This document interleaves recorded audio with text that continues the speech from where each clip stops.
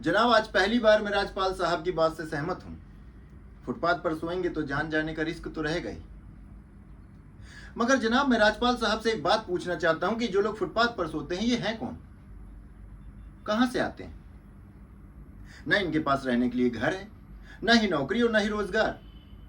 फिर क्यों चले आते हैं हमारे खूबसूरत शहरों की खूबसूरती को बट्टा लगाने? मगर जनाब, इन लोगों के पास भी एक चीज का हक है, और वो है जस्टिस का। और वो हक न राज्यपाल साहब इनसे छीन सकते हैं, न ये कोर्ट और न आप, क्योंकि वो हक इन्हें देता है हमारा संविधान, द कॉन्स्टिट्यूशन ऑफ इंडिया।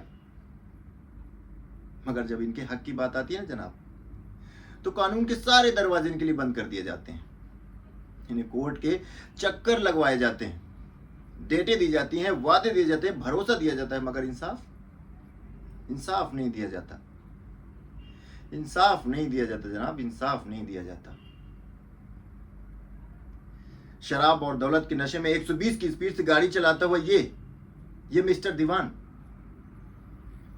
और आप कह रहे हैं is it a joke? Joke क्या है मैं आपको बताता हूं। पिछले 6 महीने में राज्यपाल साहब ने यह साबित कर दिया है कि एक्सीडेंट कार से नहीं ट्रक से हुआ है। 6 महीने ये केस और चलने दीजिए और वो साबित कर देंगे वो ट्रक नहीं ट्रेन थी।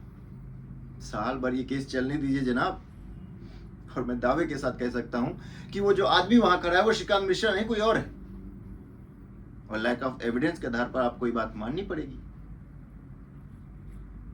माफ करना जनाब, मगर इस कोर्ट के बाहर आपका मजाक बनाया जाता है, आपके नाम के एसएमएस और जोक्स फॉरवर्ड किए जाते हैं, आपका रेट फिक्स किया जाता है जनाब, आपका रेट फिक्स किया जाता है। कुछ कीजिए जनाब, कुछ कीजिए। आपकी इज्जत खतरे में है। और हां, इन लोगों पे कोई एहसान मत कीजिए, बस इन्हें इनका हक दे दीजिए। इनका हक दे दीजिए जनाब, इनका हक दे दीजिए।